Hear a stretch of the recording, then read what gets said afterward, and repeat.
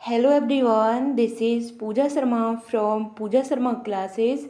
उम्मीद करती हूँ आप सब अच्छे होंगे। तो आज हम डिस्कस करेंगे यूपी टेट 2023 के लिए। इसमें हम डिस्कस करेंगे राष्ट्रीय उद्यान के बारे में। जो राष्ट्रीय उद्यान होते हैं इनके विषय में हम पढ़ते हैं। तो स्टार्ट करते हैं। आपको वीडियो पसंद आती है तो वीडियो को लाइक कर देना और अपने दोस्तों के साथ शेयर कर देना। चैनल को सब्सक्राइब नहीं किया है तो चैनल को सब्सक्राइब कर लेना और बेल आइकन को प्रेस कर लेना, जिससे आने वाली वीडियो का भी नोटिफिकेशन आपको मिल जाएगा। फ्री नोट्स के लिए आप टेलीग्राम चैनल से जुड़ जाइएगा। यहाँ पे आपको फ्री नोट्स मिल जाएंगे और आपको यहाँ पे जो आपके सी टेट के प्रीवियस ईयर क्वेश्चन पेपर हैं यह मिल जाएंगे।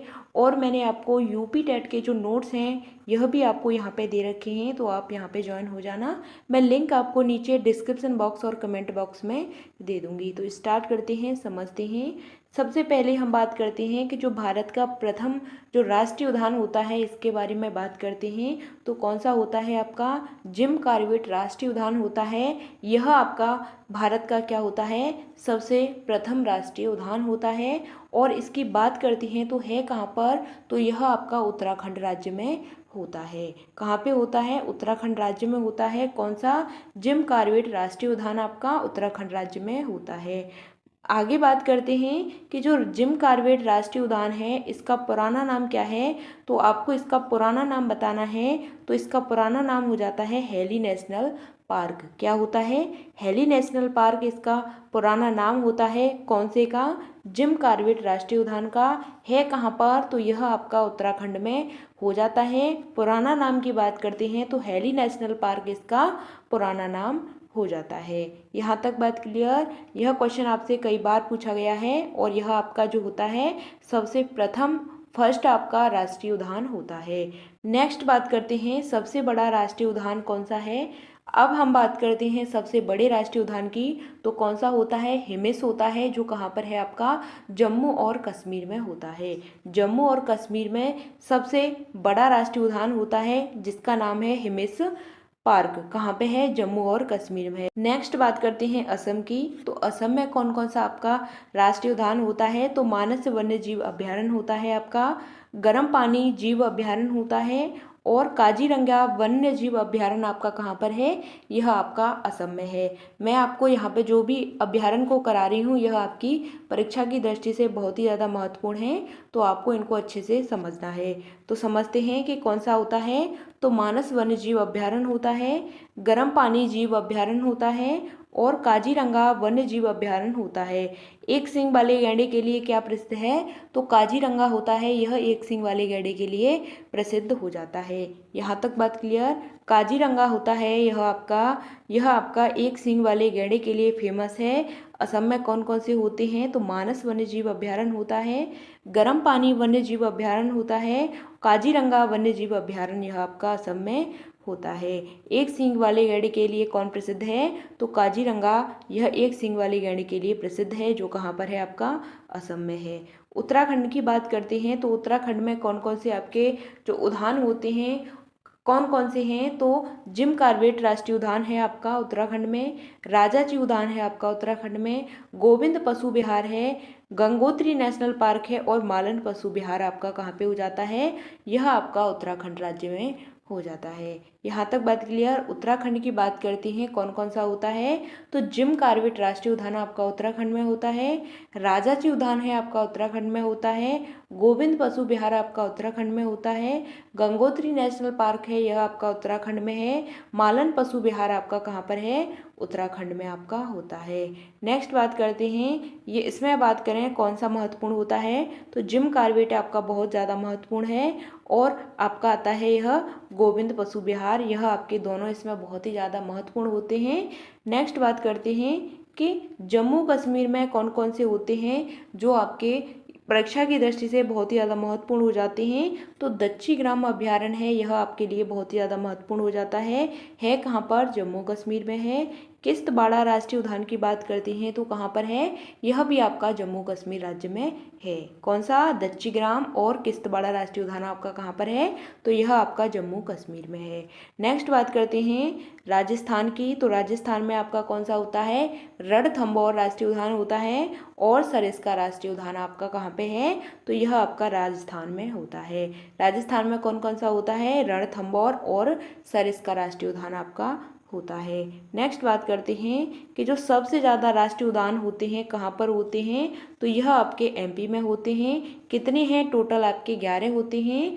सबसे ज़्यादा राष्ट्रीय उद्यान कितने हैं, 11 हैं। कहाँ पर हैं, तो यह आपके मध्य प्रदेश में हो जाते हैं। यहाँ तक बात क्लियर। आगे इसी में बात करेंगे कि मध्य प्रदेश में आपके कौन कौन से राष्ट्रीय उद्यान होते हैं। तो मध्य प्रदेश की बात करते हैं तो मध्य प्रदेश में आपका कान्हा आता है, फिर आपका पन्ना है, सतपुड़ा है, पेंच है और बांधवगढ़ है। यह आपके क्या हैं, राष्ट्रीय उद्यान है। इनका नाम है कान्हा, पन्ना, सतपुड़ा, पेंच और बांधवगढ़। यह आपकी परीक्षा की दृष्टि से कान्हा वाला है, बहुत ही महत्वपूर्ण है, आपको ध्यान रखना है।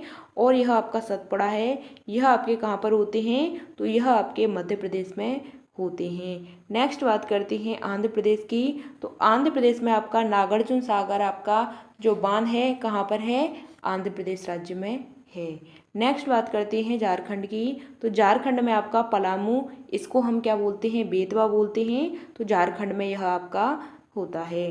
नेक्स्ट आता है आपका केरल में, तो केरल में आपका कौन सा है, तो केरल में आपका पेरियार अभ्यारण्य है। कौन सा है, केरल में पेरियार अभ्यारण्य है। तो सीटेट में आपका एक क्वेश्चन बनता है केरल से कि जो टेपियोका है यह कहाँ की डिश होती है।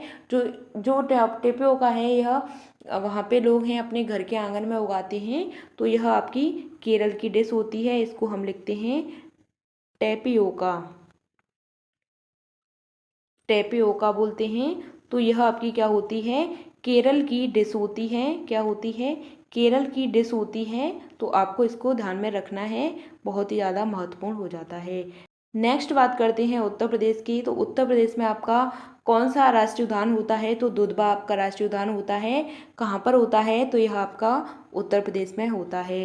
नेक्स्ट बात करते हैं उड़ीसा की, तो उड़ीसा में आपका होता है सिमलीपाल और सतकोसिया। कौन सा होता है, सिमलीपाल होता है और सतकोसिया होता है कहाँ पर, यह आपका उड़ीसा में हो जाता है। यहाँ तक बात क्लियर। यहाँ तक हमने आपके जो महत्वपूर्ण अभ्यारण्य हैं इनको समझा है।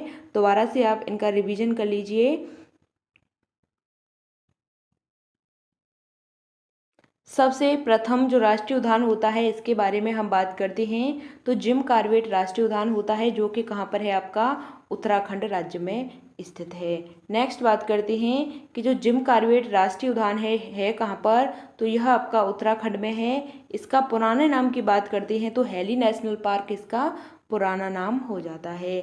नेक्स्ट आता है कि जो सबसे बड़ा राष्ट्रीय उद्यान होता है कौन सा है, तो हिमिस है आपका, यह सबसे बड़ा राष्ट्रीय उद्यान हो जाता है जो कहाँ पर है, आपका जम्मू एंड कश्मीर में होता है।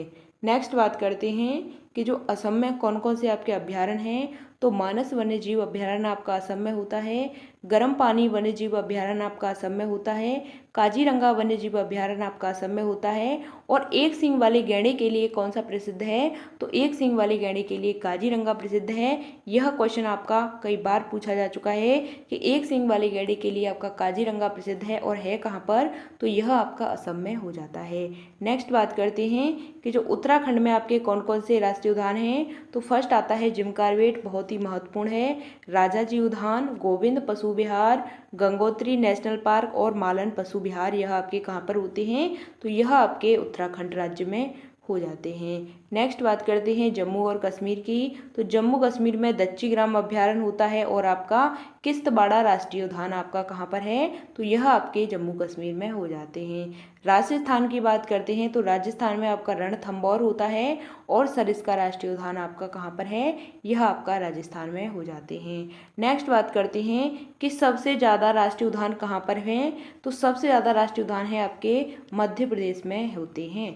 सबसे ज़्यादा राष्ट्रीय उद्यान है आपके मध्य प्रदेश में होते हैं, तो आपको इसको ध्यान में रखना है। कौन कौन से हैं, तो कान्हा आता है, पन्ना, सतपुड़ा, पेंच और बांधवगढ़, यह आपके 5 बहुत ही ज़्यादा क्या हैं, महत्वपूर्ण हैं। यह 5 आपके बहुत ही ज़्यादा महत्वपूर्ण हैं। इसमें कान्हा और सतपुड़ा को आपको ध्यान में रखना है कहाँ के, तो यह आपके मध्य प्रदेश के हो जाते हैं। आंध्र प्रदेश की बात करते हैं तो आंध्र प्रदेश में आपका नागार्जुन सागर होता है। कौन सा होता है आंध्र प्रदेश में आपका, नागार्जुन सागर बांध होता है। नेक्स्ट बात करते हैं झारखंड की, तो झारखंड में आपका कौन सा होता है, झारखंड में आपका पलामू होता है। इसको हम क्या बोलते हैं, बेतवा बोलते हैं। केरल की बात करते हैं तो केरल में आपका कौन सा होता है, पेरियार होता है, जो कहाँ पर होता है, केरल में होता है। उत्तर प्रदेश की बात करते हैं तो दुधवा होता है। उत्तर प्रदेश में कौन सा होता है, दुधवा उत्तर प्रदेश का होता है। यह आपकी परीक्षा की दृष्टि से बहुत ही ज़्यादा महत्वपूर्ण है, क्योंकि आप यूपी टेट की तैयारी कर रहे हैं, स्टेट लेवल का एग्जाम है, तो स्टेट से आपका क्वेश्चन बनते हैं। तो 4 से 5 क्वेश्चन आपके यूपी से संबंधित क्वेश्चन बन जाते हैं। तो याद में रखना है आपको कि जो उत्तर प्रदेश का राष्ट्रीय उद्यान होता है कौन सा है, तो दुधवा आपका राष्ट्रीय उद्यान उत्तर प्रदेश का होता है। उड़ीसा की बात करते हैं तो उड़ीसा में आपका सिमलीपाल होता है और सतकोसिया होता है। कौन सा होता है, सिमलीपाल और सतकोसिया आपका कहाँ पे होता है, उड़ीसा का होता है। नेक्स्ट बात करते हैं, यहाँ तक हमने सभी राष्ट्रीय उद्यान के बारे में समझ लिया है। तो मिलते हैं फिर आपको आगे की नेक्स्ट वीडियो में। आपको वीडियो पसंद आती है तो वीडियो को लाइक कर देना, अपने दोस्तों के साथ शेयर कर देना। चैनल को सब्सक्राइब नहीं किया है तो चैनल को सब्सक्राइब कर लेना और बेल आइकन को प्रेस कर लेना, जिससे आने वाली वीडियो का भी नोटिफिकेशन आपको मिल जाएगा। फ्री नोट्स के लिए आप टेलीग्राम चैनल से जुड़ जाइएगा, यहाँ पे आपको फ्री नोट्स मिल जाएंगे। मैं लिंक आपको नीचे इसकी कमेंट बॉक्स में दे दूंगी और डिस्क्रिप्शन बॉक्स में इसकी लिंक मैं दे दूंगी। तो मिलते हैं फिर आपको आगे की नेक्स्ट वीडियो में। तब तक के लिए थैंक्स फॉर वॉचिंग। जय हिंद, वंदे मातरम।